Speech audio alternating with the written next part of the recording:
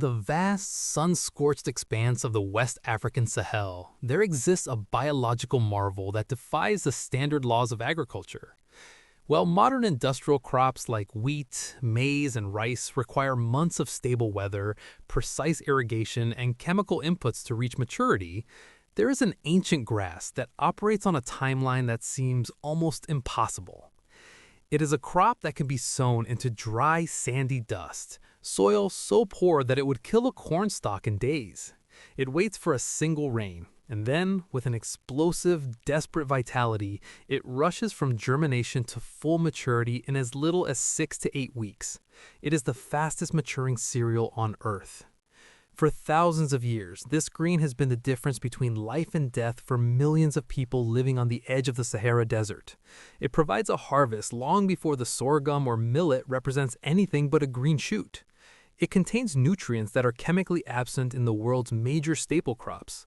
And yet, for the last century, the global agricultural community has largely ignored it, dismissing it with a derogatory label of hungry rice, or relegating it to the status of a wild weed. But this is not a weed. It is Digitaria exilis, known as Fonio.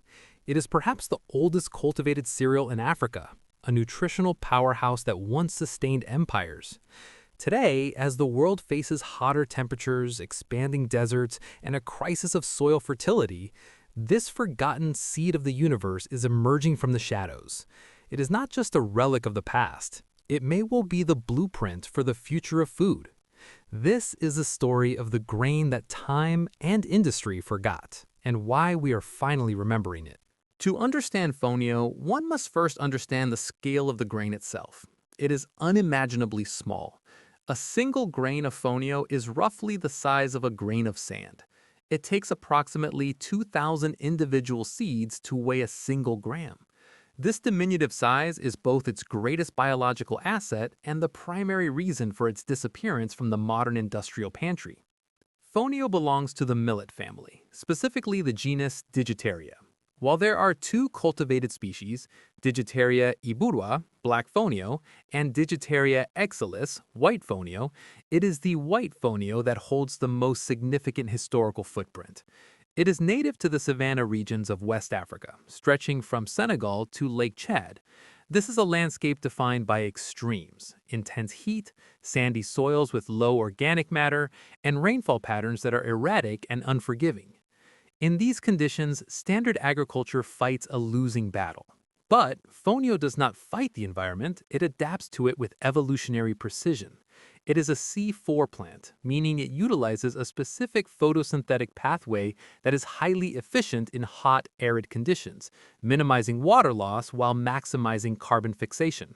Despite its biological brilliance, Fonio remains a mystery to most of the Western world.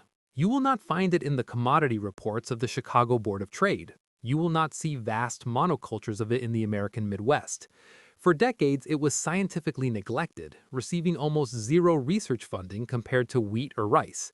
It was viewed by colonial powers as a lazy farmer's crop because it grew so easily, or a famine food because it was eaten when other crops failed. However, modern analysis reveals that these assessments were dangerously wrong.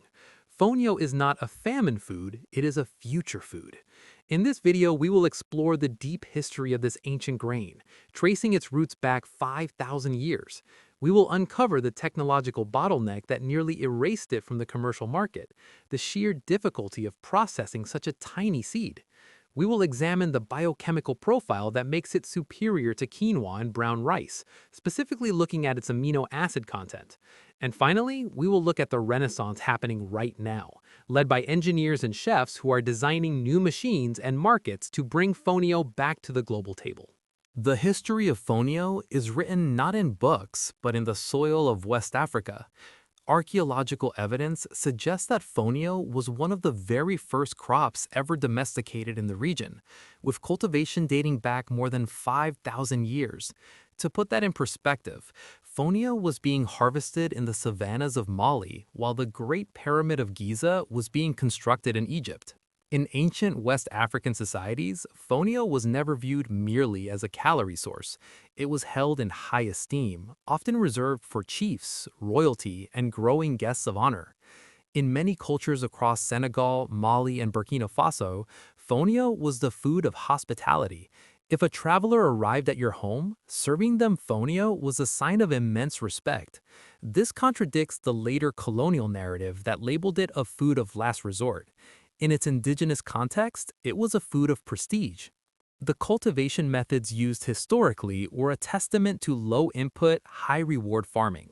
Farmers would broadcast the seeds, scattering them by hand over fields that had been lightly tilled with hand hoes.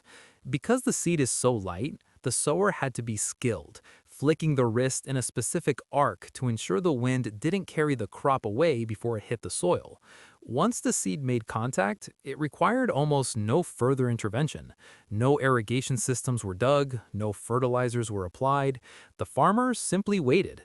The harvest of fonio was deeply tied to the agricultural calendar's most critical moment, the hungry season.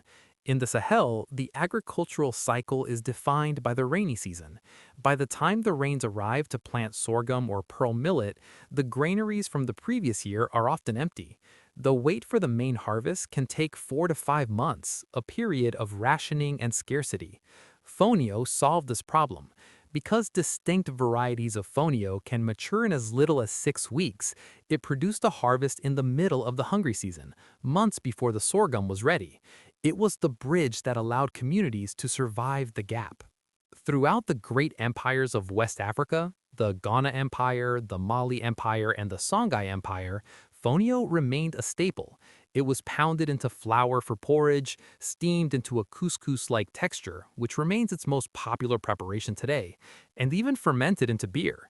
It was integral to the identity of the region, a crop that provided security and stability in an unstable climate.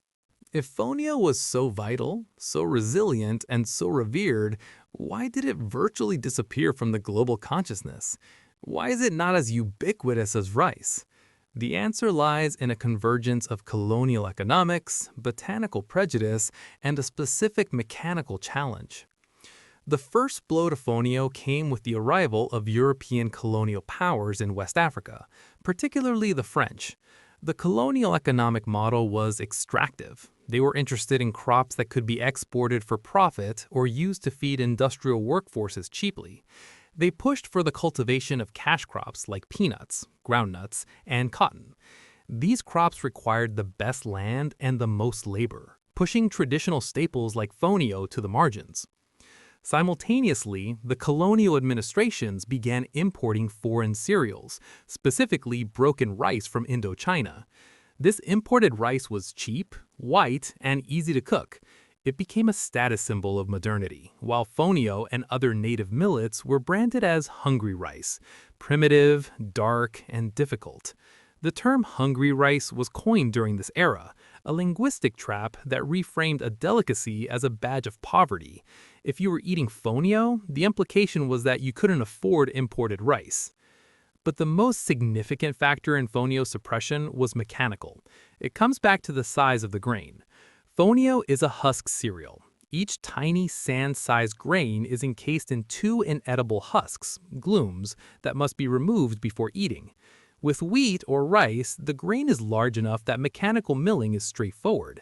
With fonio, the grain is so small and the husk adheres so tightly that removing it without crushing the seed is incredibly difficult.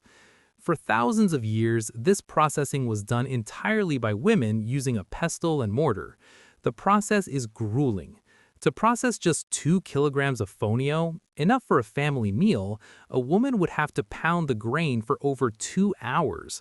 The method involved mixing the grain with sand to help abrade the husks, followed by an intricate multi-stage washing process to separate the clean grain from the sand and the chaff.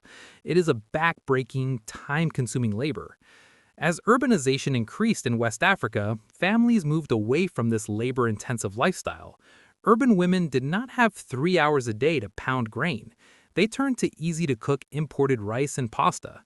Without a machine to automate the husking process, fonio could not scale. It couldn't be processed in bulk for supermarkets. It remained a subsistence crop, grown by families for their own use, locked in the countryside while the cities became addicted to imported wheat and rice. The loss of Fonio was not a botanical extinction, but a technological abandonment. It was a crop waiting for a machine. While the world was ignoring Fonio, the grain itself remained a biological masterpiece. Modern nutritional science and botany are now validating what West African elders have known for millennia. Fonio is superior to almost every grain that replaced it. Let us look first at the nutritional profile, specifically the proteins. Most cereal grains, including wheat, rice, and maize, are severely deficient in certain essential amino acids. The most critical of these are methionine and cysteine. Methionine is vital for human health. It is a precursor to other amino acids, it plays a key role in the health of skin and hair, it helps the liver process fats, and it is a fundamental building block of cartilage. Standard commercial grains have almost no methionine. To get a complete protein, rice must be eaten with beans or meat. Fonio, however, is exceptionally rich in methionine and cysteine. It contains nearly twice the amount found in egg yolks. This makes it a crucial source of plant-based protein, particularly for populations with limited access to meat. For a vegan or vegetarian diet, Fonio fills the nutritional gaps that other grains leave wide open. Furthermore, Fonio is chemically composed in a way that makes it highly digestible. It has a low glycemic index, meaning it releases its sugars slowly into the bloodstream. This is in stark contrast to the white rice that replaced it, which causes rapid spikes in blood sugar. In a region where diabetes is becoming an increasing health concern, Fonio offers a natural dietary intervention. It is also naturally gluten-free, making it safe for those with celiac disease or gluten sensitivities, tapping into a massive modern dietary market. Botanically, the plant's resilience is even more impressive than its nutrition. Digitaria exilis has a root system that extends deep into the soil profile, anchoring it against erosion. In the Sahel, where desertification is a constant threat, Fonio acts as a barrier. It holds the topsoil together. Its water efficiency is staggering. Fonio can produce a harvest with as little as 150 to 400 millimeters of rain per year. For comparison, maize generally requires 500 to 800 millimeters. But it isn't just about the amount of water, it is about the timing. Fonio can go into a state of dormancy during dry spells, pausing its growth and then rapidly resuming when moisture returns. It does not require nitrogen fertilizers. In fact, it often performs poorly in rich soils, preferring the acidic, sandy, aluminum-heavy soils that are toxic to other plants. It is a rare example of a crop that is naturally aligned with the goals of regenerative agriculture: low input, soil protective, and highly nutritious. We are living in an era where the fragility of our global food system is being exposed. We rely on a tiny handful of crops, wheat, corn, rice, soy, to provide the vast majority of the world's calories. These crops are thirsty, they are demanding, and they are struggling to adapt to a rapidly warming planet. This is why the revival of Fonio matters. It is not about nostalgia for the past, it is about resilience for the future. Fonio represents a class of orphan crops that hold the genetic keys to survival in a hotter, drier world. The bottleneck that held Fonio back, the processing difficulty, is finally being solved. In the 1990s, a Senegalese mechanical instructor named Sanusi Diakite invented a Fonio husping machine. His device could process in 10 minutes what took hours to do by hand. This invention was the catalyst. It allowed Fonio to be processed in volumes large enough for sale in supermarkets, both in West Africa and abroad. Today, chefs like Pierre Thiam are bringing Fonio to global prominence, putting it on menus in New York and shelves in Whole Foods. But the real victory is happening in the Sahel. Farmers are seeing a renewed value in their ancestral crop. They are realizing that the plant they were told was primitive is actually their greatest asset against climate change. Fonio is the seed of the universe, not because of a myth, but because of its potential. It is a seed that asks for nothing, no irrigation, no chemicals, no rich soil, and gives everything in return. It matures before the famine can set in. It heals the body with rare proteins. It anchors the soil against the encroaching desert. As we search for ways to feed 10 billion people on a warming planet, we often look to high-tech genetic modification or lab-grown solutions. But sometimes the most advanced technology isn't created in a lab. It was domesticated 5,000 years ago, surviving in the sand, waiting for us to remember it.